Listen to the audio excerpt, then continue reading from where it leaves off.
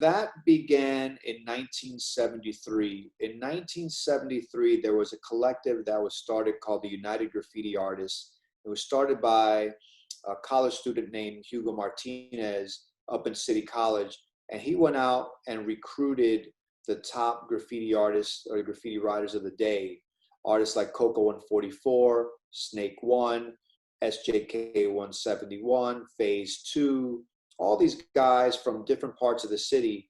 And in 1970, I believe it was the same year, 73 or 1974, they had their first show at the Razor Gallery in New York City. And that was the first time that paintings were presented from this art movement on canvas in a gallery setting for sale. And it was successful. They continued to have some shows over the years.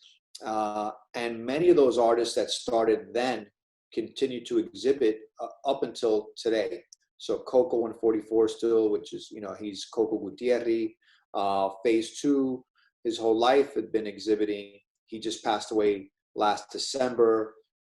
So there's a few standouts that started a formal sort of art career, so to speak, and continue to sell works for the next 40, 50 years.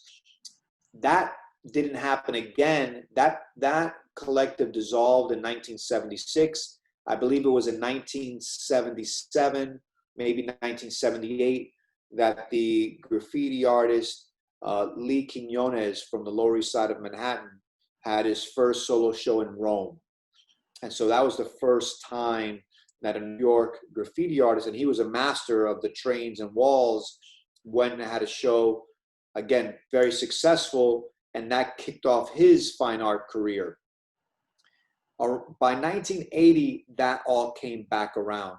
And 1980 saw a big explosion of experimental art spaces like Fashion Moda in the South Bronx, galleries downtown like the Fun Gallery that started presenting a lot. And they started presenting works from people like Ronnie Cutrone, Kenny Scharf, Jean-Michel Basquiat, Keith Haring.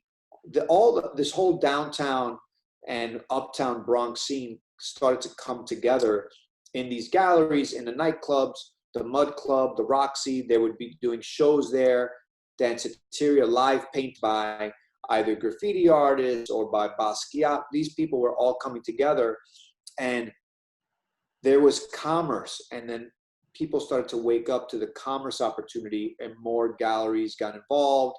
Galozzi La Placa, Sidney Janis Gallery in Midtown started exhibiting all these artists, and that changed everything. And so there was a wave of artists in between 80 and 83 that started to paint in the studio, but were still painting walls and trains.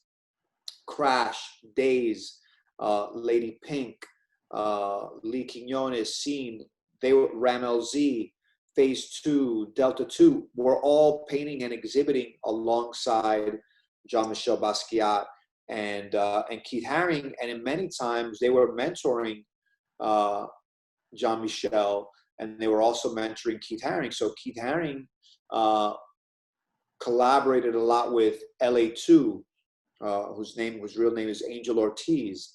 And Angel Ortiz was a graffiti writer from the Lower East Side of Manhattan, and he got Keith Haring around the neighborhood.